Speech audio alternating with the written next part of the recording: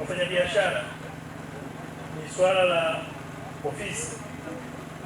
Mheshimiwa Mwenyekiti, tutajitahidi kuona uwezekano wa kuwapatia ofisi ili wafanyabiashara wawe na maeneo ambayo ni rafiki kwa ajili ya kutekeleza majukumu yao ya kiutawala na uongozi kwa faida ya wafanyabiashara wenzao.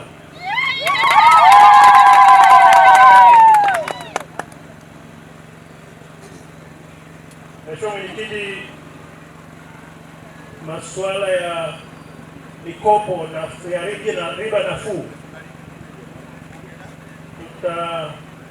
sasa sisi halmashauri tuna 10% ambayo ina masharti na ina maelekezo kwamba katika vile vikundi vya vijana, wanawake na watu wenye ulemavu, kama vikundi hivyo, kama katikati ya wafanyabiashara kunayo vikundi vya aina hiyo, vinaweza vikapatiwa mafunzo na watu wa maendeleo ya jamii ili kuona uwezekano wa kutumia fursa hiyo ambayo inapatikana katika halmashauri.